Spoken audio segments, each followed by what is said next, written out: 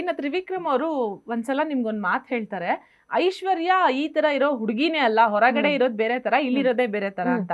Exact ಆಗಿ ಏನದು ಯಾಕೆ ಅವ್ರು ಹೇಳ್ತಾರೆ ಅಂದ್ರೆ, ಮುಂಚೆನೆ ಪರಿಚಯ ಇದೆಯಾ ನಿಮಗೆ? ಮುಂಚೆ ಪರಿಚಯ ಇದೆ, but we are not friends. Mutual friends ಆಗಿದ್ವಿ.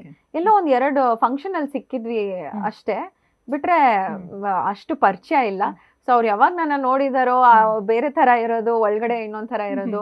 Because ನಾನು ಇಂಡಸ್ಟ್ರಿಗೆ ಬಂದು ಆಲ್ಮೋಸ್ಟ್ 10 years ಆಯ್ತು. 9 to 10 years. ಬಿಕಾಸ್ ನಾನು ಕಾಲೇಜ್ ಓದೋ ಟೈಮ್ ಇಂದಾನು ನಾನು ಮೂವೀಸ್ ಮಾಡ್ಕೊಂಡ್ ಬಂದೆ, ಬ್ಯಾಲೆನ್ಸಿಂಗ್ ಆಕ್ಟ್ ಮಾಡ್ತಾ ಇದ್ದೆ. ಸೊ ಅವಾಗ್ಲಿಂದಾನು ನನ್ನ ಫ್ಯಾನ್ಸ್ ಇರ್ಬೋದು, ಫ್ರೆಂಡ್ಸ್ ಇರ್ಬೋದು, ಅವಾಗ್ಲಿಂದಾನು ನೋಡ್ಕೊಂಡ್ ಬಂದಿದ್ದಾರೆ. ನನ್ನ ಕಾಲೇಜ್ ಟೀಚರ್ಸ್ ಇರ್ಬೋದು. ಸೊ ಅವ್ರು ಖಂಡಿತವಾಗ್ಲೂ ಈ ಸ್ಟೇಟ್ಮೆಂಟ್ ಒಪ್ಕೊಳ್ಳಲ್ಲ. 10 years ಇಂದ ನಾನು ಹೇಗಿದ್ದೀನೋ ಒಂದಷ್ಟು ಚೇಂಜಸ್, ಒಂದು ಮೆಚುರಿಟಿ ಲೆವೆಲ್ ಅಲ್ಲಿ ಚೇಂಜಸ್ ಆಗಿರ್ಬೋದೇನೋ.